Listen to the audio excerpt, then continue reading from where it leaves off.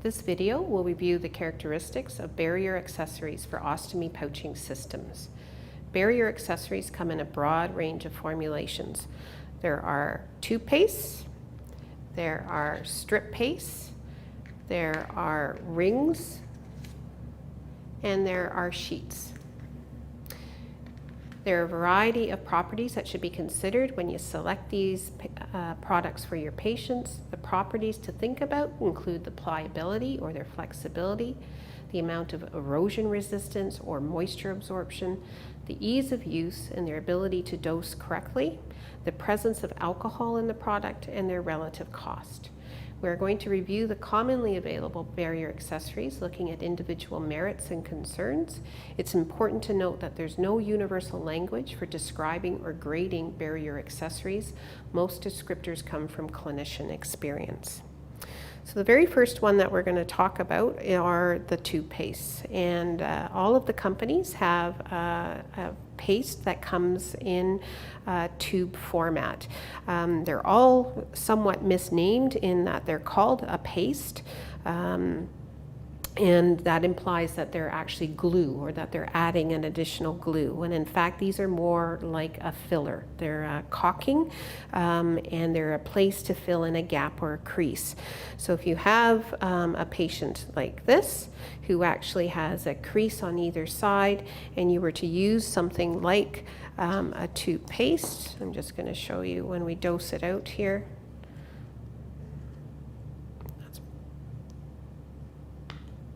Is that you've actually got a very soft and pliable product here. This has got no rigidity to it whatsoever, so it has a lot of flexibility to it. It has a moderate amount of moisture absorption.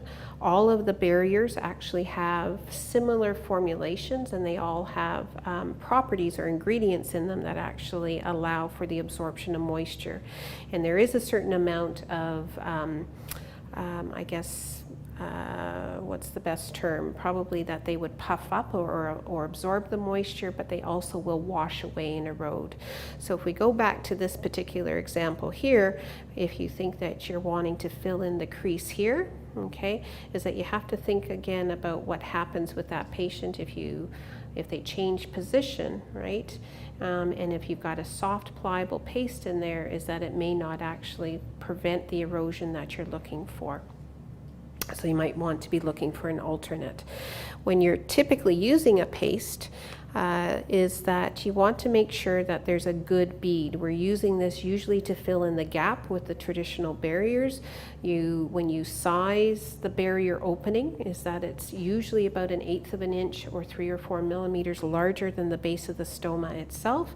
And for that exposed skin, we're typically wanting to protect that with some sort of a barrier accessory. So if you were going to apply that on the back of this, is that you would want to apply a very good bead of paste all the way around that opening like this, okay? And once you've done that, is that you would then apply it over top, and you should actually see the paste bubble up over top of the stoma. And you don't want to wipe that away, you want to leave it in place because it's actually going to provide a good seal. Remembering that this is not actually glue, this is not adding adhesive onto the back, it's a filler or a caulking. All of the barrier, or all of the tube pastes rather, have got alcohol in them, so that if you do have broken skin, is that they can cause temporary burning or discomfort. There is one paste that's available that has no alcohol in it, and that is, or from a tube paste perspective, and that is Econ paste, and that's not easily or readily available to us here. So again, if you were to use something like that, you would probably not obtain the erosion resistance that you're looking for, or the resistance to the stool that you're looking for. In general, tube pastes are not recommended for individuals with a urostomy, but they're used for individuals with a ileostomy, and depending on the consistency of a stool for a colostomy, you may or may not use it. The next grouping is strip paste, and probably the most commonly known is this one from Coloplast. Hollister also has a strip paste. I don't actually have an example of it here, but it has an awful lot of what we call memory to it, meaning that when you distort it or you play with it, is that it actually wants to go back into the shape that it originally started out being. This one from Coloplast is a little bit different. So this has no alcohol in it whatsoever, and you can dose as much as you require for that particular use. So it may be that you actually want to tear off a little piece to be able to put into the crease or the fold, or you want to use a portion of it to be able to turn it into a circle so that you can use it in place of tube paste.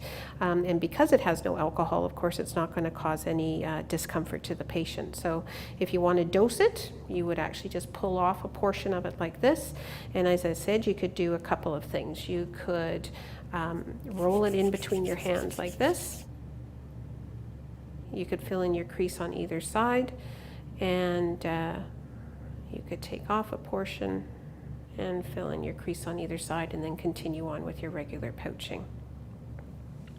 If you wanted to use it for a in place of tube paste, again, you would roll it in between your hands like this. I always say to the patients, you're going to turn it into a sausage. You're going to take your sausage and you're going to turn it into a donut. And then you would put the donut on the back of your barrier. So you would peel this off. And as I said, my preference is to actually put it on the back of the barrier like this. Make sure that it's attached, and then you would apply that directly over top of your stoma and put your hand over top to warm it up. So there's a lot of flexibility. As I said, with the strip paste, it doesn't have any alcohol. It has a moderate amount of, moderate to good amount of erosion resistance. Again, that is really somewhat clinician biased and based on experience. And it will absorb some moisture and actually puff up around the stoma when in contact with the moisture from the effluent. The one thing that I did talk about, forgot to talk about, was the amount of dosing that you can get out of a typical tube.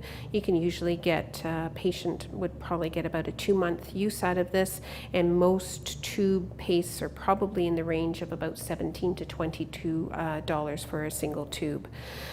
Strip paste, as I said, you can, depending on how you're utilizing it, how large the stoma is, you can either get a single use out of it, or you can get multiple doses out of it depending on your utilization.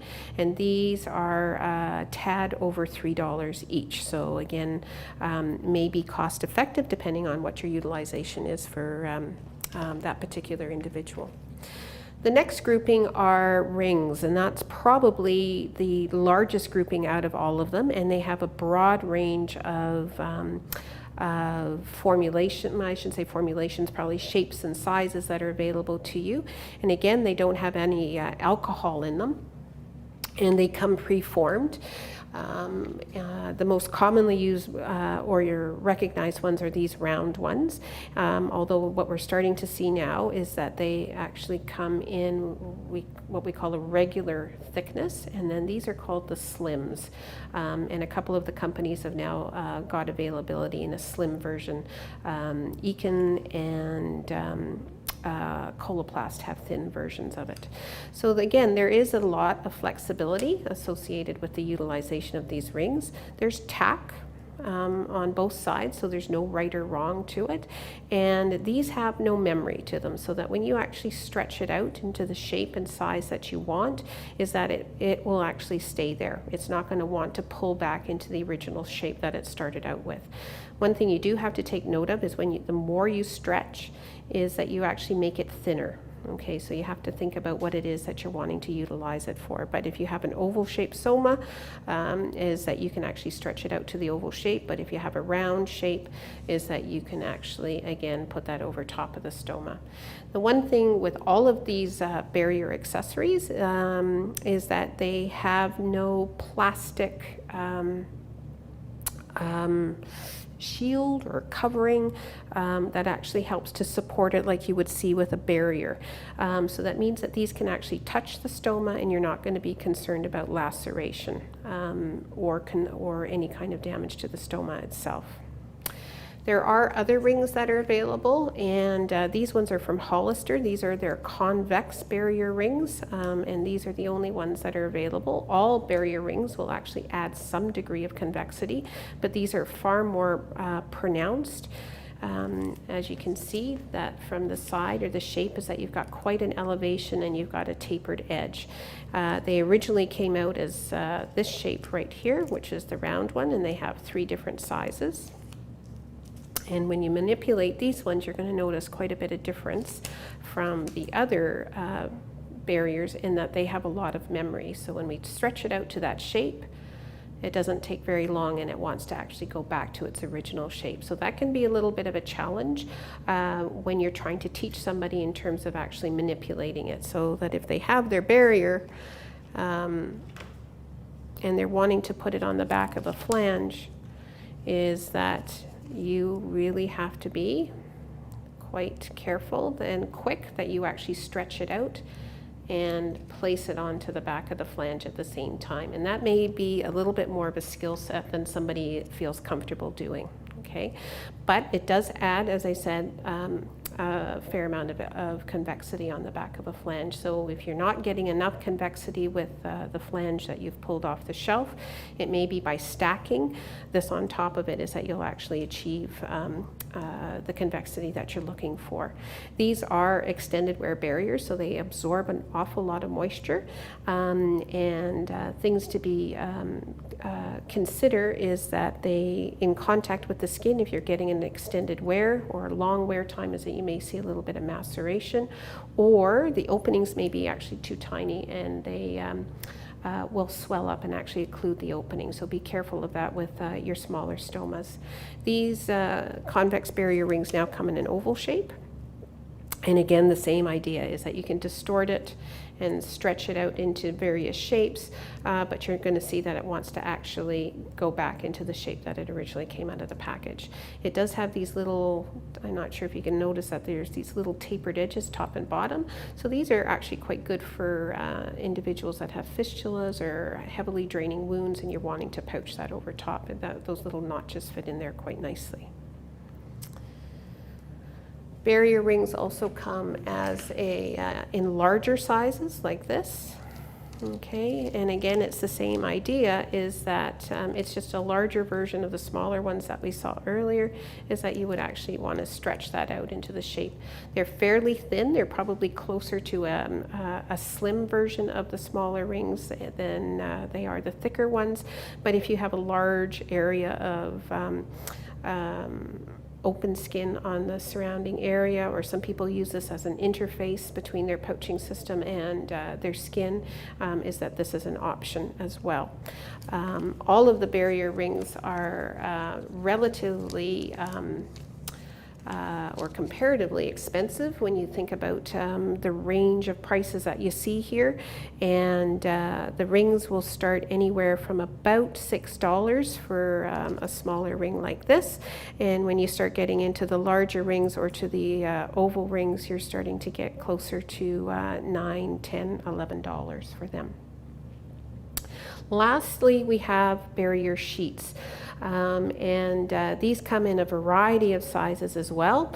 So you may have a sheet that, like this one, this is an Econ sheet that comes obviously rather elongated, and you can actually cut this up or dose it into smaller pieces, or you can utilize it as a whole sheet depending on what your purpose is. We have extraordinarily large sheets like this one, and again, multiple doses, or use it as a whole, and then you can get smaller sheets like this one that are probably about the footprint size of whatever pouching system that you're utilizing. So these have a place in ostomy care. Again, is that if you want to utilize it as an interface between your existing pouching system and the skin, is that something that can be utilized to apply over top.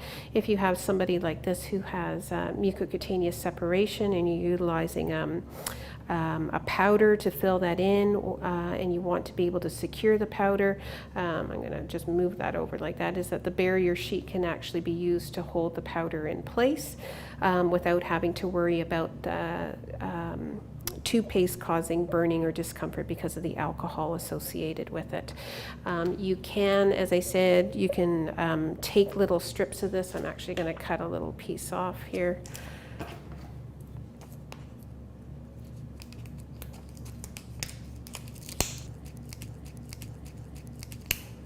And depending on what you want to do, as I did with that other sheet, you can either cut a hole in the center to match your stoma and use it as that interface, or you can take those little pieces and again use that to actually fill in any creases that you may have. You can actually roll and manipulate that so that it fills into the crease. Okay. On the range of cost, probably in the sheet can be anywhere from about $6 to about $12. Again, depending on the dosing or how you're utilizing it, it may be cost effective or it may be an expensive portion of their care. A couple of newer options, and as far as barriers go, there are these flange extenders, and these go on the outside of a barrier. So if you've got somebody like this who feels that they need to have their barrier extended, is that you would actually take this extended or this half moon shape that's pre-formed for you, and you would apply it to the outside of the barrier like this. It may require 2 or 3 depending on the size of the barrier to go around, and these are probably running in around $1 to $1.25 each.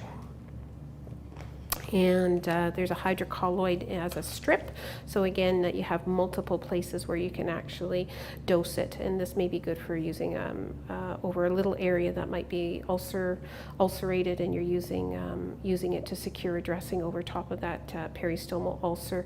Actually even good for peri-wound skin protection. Just going to go back really briefly to this, is that the utilization, as I said, of a barrier ring may be that you want to actually fill in curves and gullies. So if you can look at this from the side, is that you can see that the stoma is actually within a gully, that it's under tension, and that you have a flush stoma. So you're looking for some degree of convexity to want to be able to fill that in and compensate for this so that you don't actually have a leak. And that's where a ring may be sufficient for you. So you might actually be able to stretch that out. As I said, it's okay for it to fill the stoma, or to touch the stoma. But if you see how that fills in the shape, then you're going to start to understand or appreciate whether or not you actually have enough convexity, and whether you've distorted those body contours sufficiently to get a seal. So probably that slim is insufficient. But if we were to take this, the convex barrier ring, and fill that into the shape like that before we would put our barrier on, you can start to see that you're actually getting closer. You would need the smaller size, but you could actually see that you're getting into filling in those dips and gaps a little bit better, so that you would be looking for a deeper convexity. If you require more information about pastes, strips, rings, and sheets, contact Joe or the customer service lines for the major suppliers in Canada.